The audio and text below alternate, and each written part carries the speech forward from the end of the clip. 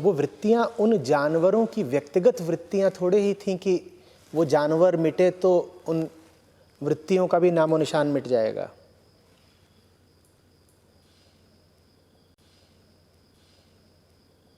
ये चाय है, इसमें से एक बूंद निकाल करके मैं बाहर फेंक दूं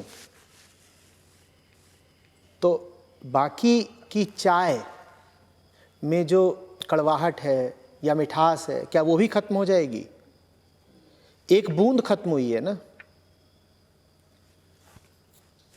प्रकृति का तो पूरा सागर लहरा रहा है।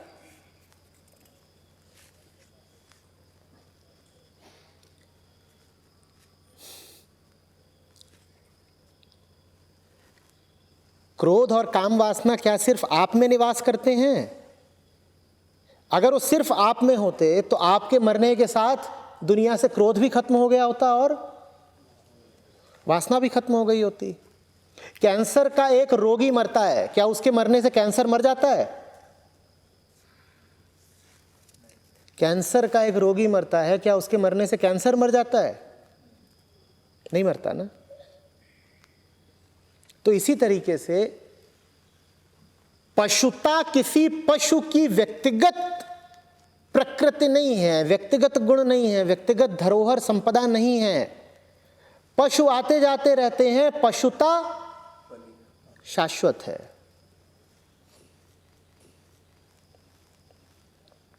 वो पशुता ही पुनर्जन्म लेती है। पशु का कोई पुनर्जन्म नहीं होता। किसका होता है? पशुता का। तो जब मैं कहता हूं कि पुनर्जन्म नहीं होता तो मैं किसकी बात कर रहा हूं? पशु की। मैं कह रहा हूं जो पशु मर गया, वो नहीं लौट के आने का। उसकी स्मृतियां, उसके रिश्ते नाते, उसका व्यक्तित्व तो सब समाप्त हुआ। ये उम्मीद करना कि उस पशु का पुनर्जन्म होगा, बिल्कुल भी नहीं, झूठी बात है। अपने आप को धोखे में मत रखो, सांत्वना मत दो। तो एक और तो मैं कहता हूं कि पशु का पुनर्जन्म बिल्कुल नहीं होता, और दूसरी ओर मैं ये भी कहता हूं कि प्रकृति लगातार पुनर्जन्मित होती रहती है।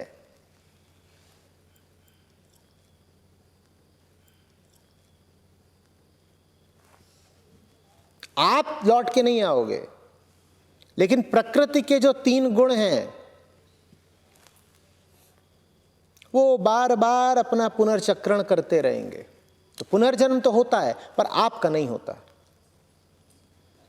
लोग इसी धोखे में रहते हैं कि मेरा पुनर्जन्म हो जाएगा, और फिर कहानियां चलाते हैं कि फलाने का पुनर्जन्म हुआ है, उसको अपने पिछले जन्म की कुछ बातें भी याद हैं। सब धोखा, झूठ। ये बातें ही शास्त्र विरुद्ध हैं। शास्त्र विरुद्ध भी हैं, बोध विरुद्ध भी हैं, बुद्धि विरुद्ध भी हैं। शास्त्र निश्चित रूप से पुनर्जन्म की बात करते हैं, पर तुमने ये कभी गौर से पूछा ही नहीं कि किसके पुनर्जन्म की बात करते हैं शास्त्र। क्या व्यक्ति के पुनर्जन्म की बात करते हैं? बिल्कुल नहीं। लेकिन हमने कहानियां ऐसे ही निकाल ली हैं कि फलाने व्यक्ति का पुनर्जन्म हो गया। व्यक्ति का पुनर्जन्म नहीं होता। तुम्हें एक जन्म मिला है, और इसीलिए संतों ने तुम्हें बार बार चेताया है कि इस एक जन्म का पूरा सदुपयोग कर लो, तुम्हें कोई दूसरी जिंदगी नहीं मिलने की।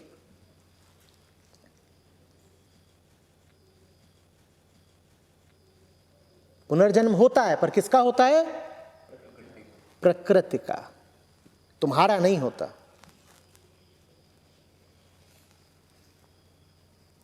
इंसानियत नया जन्म ले लेती है, इंसान लौटकर नहीं आएगा।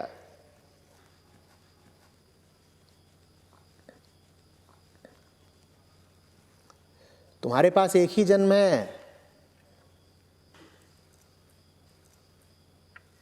और बहुत नायाब मौका है ये एक जन्म।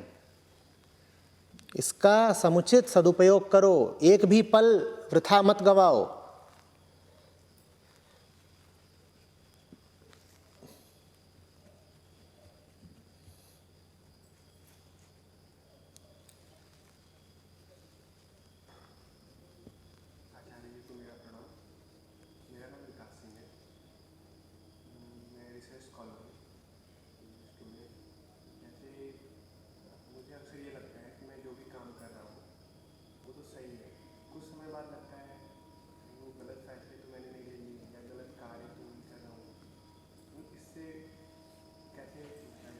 ये अच्छी बात है बेटा, तुम्हें संदेह होता है। और अभी मौका है, संदेह होता है तो जैसी ज़िंदगी जी रहे हो, आवश्यकता हो तो उसको पलट भी सकते हो। कुछ तुम्हारी और उम्र बढ़ जाएगी, उसके बाद तुम्हें संदेह इत्यादि होने भी बंद हो जाएंगे। संदेह उठेगा भी तो तुम उस पर पत्थर रख दोगे।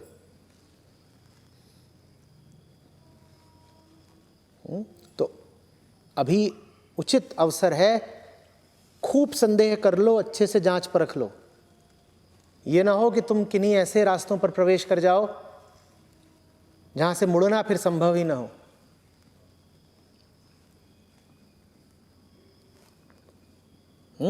अगर जो तुमने मार्ग चुन रखा है वो उचित होगा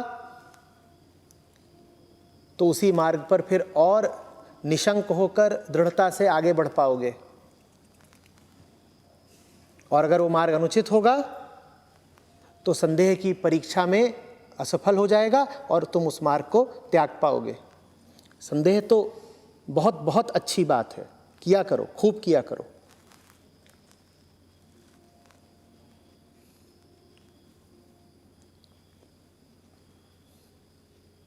अब पूछ रहे हो कि किस कसौटी पर परीक्षा करें? कसौटी होनी चाहिए, मैं कौन हूं, मुझे क्या चाहिए। तुम जिस रास्ते पर चल रहे हो वो ठीक है या नहीं, ये कैसे जानोगे?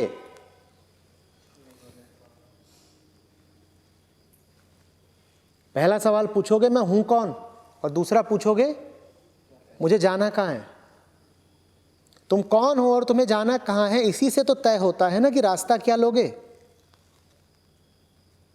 अब तुमने किसी दिन खूब चढ़ा रखी हो और भूल ही जाओ तुम हो कौन,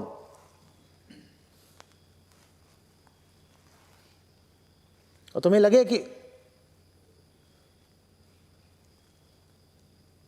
तुम पृथ्वीराज चौहान हो,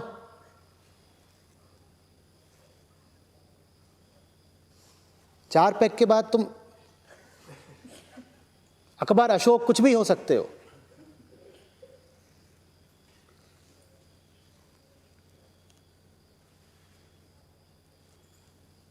थोड़े दुबले पतले हो तो दो।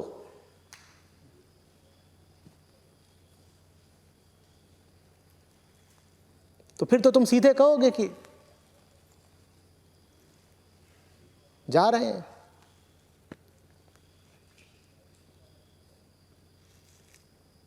संयोगिता हमारी सुसज्जा करो। लड़ाई है पानीपत की। तुम अगर भूल गए तुम कौन हो तो तुम्हें यह कैसे पता चलेगा कि तुम्हारी मंजिल क्या है?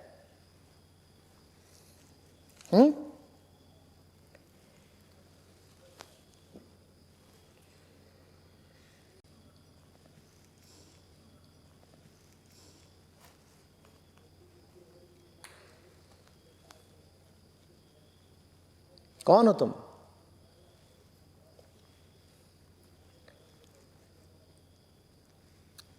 हम किस रास्ते पर चल रहे हैं, इसके लिए सबसे पहले क्या ध्यान करना पड़ेगा?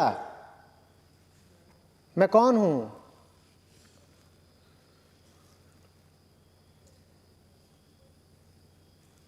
तुम सेठ करोड़ीमल भी हो सकते हो। तुम सेठ करोड़ीमल हो तो कहोगे लाला जी लाला जी। तुम मजनू भी हो सकते हो तो कहोगे लैला जी लैला जी। तुम अपने आप को समझते क्या हो?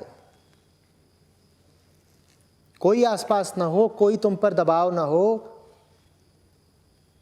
और तुम अपने आप से प्रश्न करो मैं हूं कौन, तो क्या जवाब दोगे?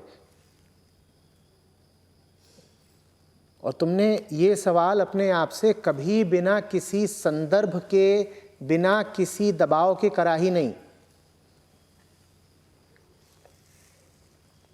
तुमसे पुलिस वाला पूछता है तुम कौन हो, तुम एक जवाब दे देते हो। तुमसे डॉक्टर पूछता है तुम कौन हो, तुम दूसरा जवाब दे देते हो। तुमसे माँ पूछती है तुम कौन हो, तुम तीसरा जवाब दे देते हो। बीवी पूछती है तुम कौन हो, तुम चौथा दे देते हो। धर्म पूछता है तुम कौन हो, तुम पांचवा जवाब दे देते हो। तुम्हारे सारे जवाब संदर्भ सापेक्ष हैं, स्थितियों के अनुसार है।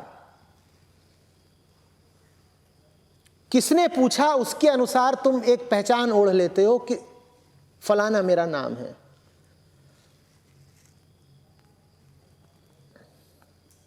पुजारी पूछे कौन हो तुम,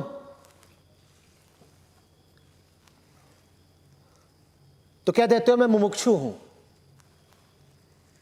और बीवी पूछे कौन हो तुम, तो क्या देते हो, मैं मुम्मू हूं।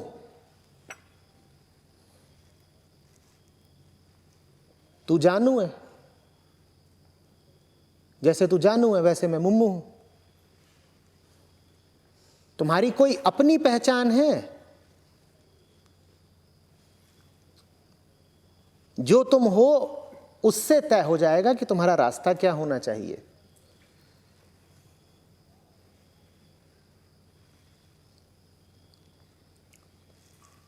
मुमु डार्लिंग हो तो घर की ओर जाओ, मुमुक्षु हो तो साधना की ओर जाओ। पर ये सब पहचानें इधर उधर की हैं। तुम कौन हो इसका पता इसी बात से पता चल जाता है कि तुम्हारी पहचानें बदलती रहती हैं दुनिया के दबाव में आके, दुनिया के प्रभाव में आके। तो कौन हो तुम फिर? वो जिसे अपना नाम नहीं पता, ये तुम्हारी पहचान है। इसके आगे कुछ कहोगे तो वो बेईमानी होगी। इधर उधर से लिख पढ़ के कह मत देना कि मैं तो आत्मा हूं, मैं तो सनातन सत्य हूं। सनातन सत्य का नाम बदलता रहता है, सनातन सत्य की पहचान बदलती रहती है ना। तो ईमानदारी से यही कह सकते हो कि मैं वो हूं जिसे अपने होने का कुछ पता नहीं। कौन हूं मैं? वो जो धोखे में है, वो जो भ्रम में है, बेहोशी में है, जो कुछ जानता नहीं, वो हूं मैं। अगर वो हो तुम, तो अब देख लो कि तुम्हारा रास्ता क्या होना चाहिए। अगर भ्रमित हो तुम, तो क्या रास्ता होना चाहिए तुम्हारा? वो रास्ता जो तुमको बोध की ओर ले जाए। अगर अंधेरे में हो तुम, तो किधर को बढ़ना है तुम्हें? जिधर रोशनी दिख रही हो।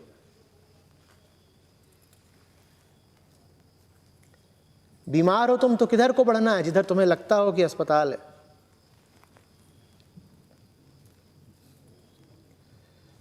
जीवन के निर्णय लेना बहुत आसान होता है और हमें सबसे ज्यादा दुविधा जिंदगी के निर्णय लेने में ही होती है। नौकरी क्या करूं, बच्चे पैदा करूं कि नहीं, शादी करूं कि नहीं, किस शहर में रहूं, फलाने से कैसा संबंध रखूं, धन कितना कमाऊं, व्यापार क्या करूं। इन सब निर्णयों में हालत खराब रहती है हमारी, जबकि ये निर्णय लेने बड़े आसान होने चाहिए।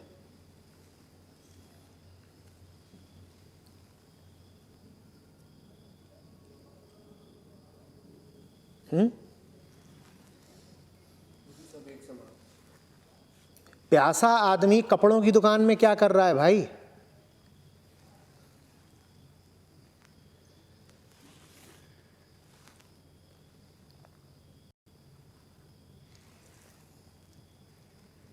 मरीज हो तुम दिल के और डिग्री ले रहे हो अंतर्राष्ट्रीय व्यापार में, ये चल क्या रहा है?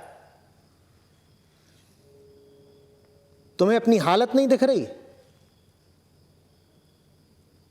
अपनी हालत देख के ये तय किया जाता है ना कि मैं काम क्या करूंगा। बोलो, आदमी अपनी हालत देखता है और वो हालत ही ये निर्धारित कर देती है कि तुम्हें क्या काम करना चाहिए। अब मरीज तो हो तुम दिल के और पढ़ाई कर रहे हो अंतर्राष्ट्रीय व्यापार की।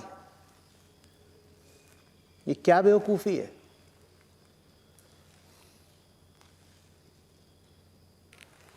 और जानते हो इसका नतीजा क्या होता है? कह रहे हो तुम रिसर्च स्कॉलर हो, इसका नतीजा ये निकलता है कि तुम्हारी शैक्षणिक उपलब्धि और तुम्हारे निजी जीवन में कोई तारतम्य ही नहीं होता।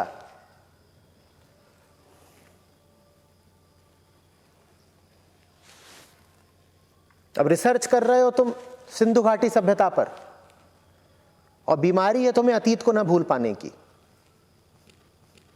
और ये दोनों काम साथ साथ चल रहे हैं। गजब। और इतना ही नहीं, तुमने डॉक्टरेट हासिल भी कर ली।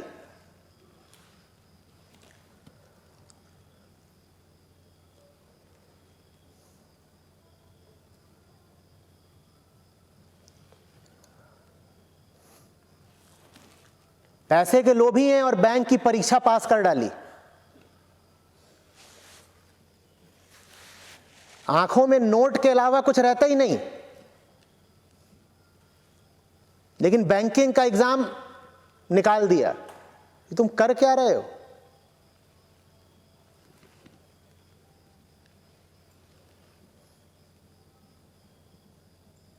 इंसान और इंसानियत वाला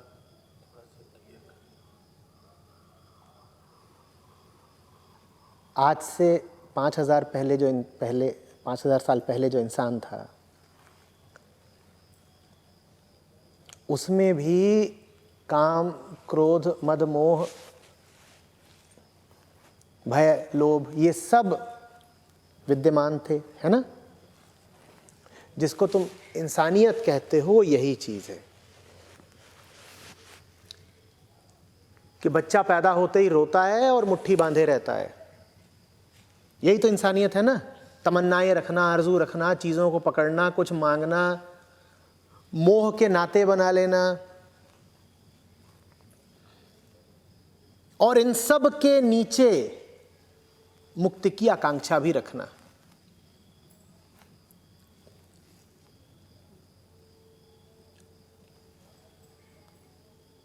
पांच 5000 साल पहले भी यही था, 10,000 साल पहले भी यही था।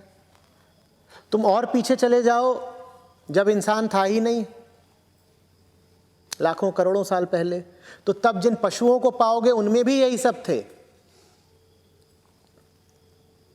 पशुओं में भी काम वासना होती है, पशुओं में भी क्रोध होता है, मोह होता है, ममता होती है, और बिल्कुल एक मध्यम सी मुक्ति की आकांक्षा पशुओं में भी होती है। तभी तो आया था।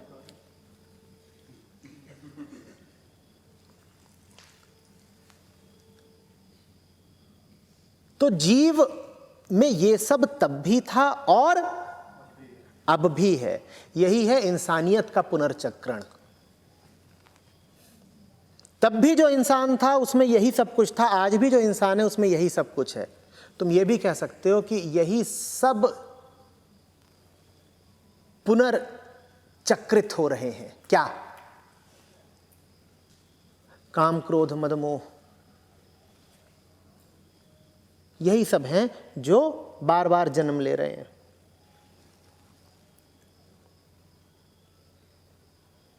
हर बच्चा रोते ही चिल्लाता है, हर जवान आदमी काम वासना से छटपटाता है, हर बूढ़ा आदमी मौत से घबराता है। आज भी, आज से 10,000 साल पहले भी। तो यही चिल्लाहट, यही छटपटाहट और यही घबराहट ही बार बार जन्म ले रही है।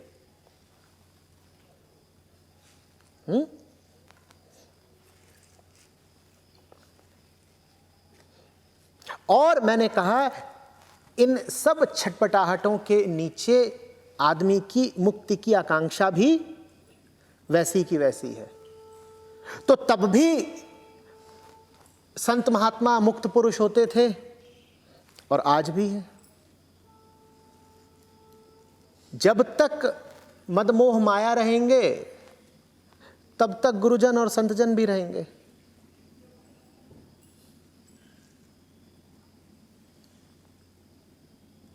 जिस दिन माया नहीं उस दिन गुरु क्या करेगा?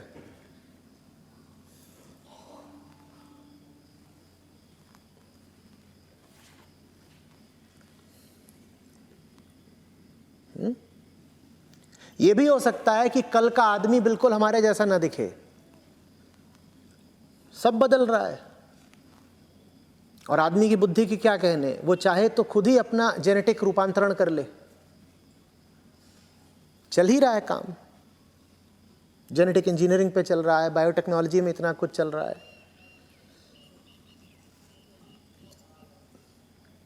कल को हो सकता है कि इंसान बिल्कुल ही अलग हो जाए, जैसा आज दिखता है वैसा बिल्कुल ना दिखाई दे, उसका मस्तिष्क ही दूसरा कर दिया जाए। पृथ्वी पर तो वो बसे ही नहीं। लेकिन तब भी ये चीजें नहीं बदलने वाली। कौन सी चीजें? ये तो लगी ही रहेंगी। तुम सब बदल लो ऊपर ऊपर का, ये नहीं बदल पाओगे। घटिया से घटिया चोर हो और ऊंचे से ऊंचा वैज्ञानिक हो, जो विज्ञान में बिल्कुल शिरोमणि हो, काम क्रोध मद मोह तो दोनों में ही है। तुम बन गए होगे बहुत बड़े वैज्ञानिक, लोभ से आगे निकल गए क्या? विज्ञान तुम्हें लोभ से आगे थोड़े ही ले जा पाएगा। किसी भी तरह की जेनेटिक इंजीनियरिंग तुम्हारे भीतर का भय थोड़े ही समाप्त कर पाएगी।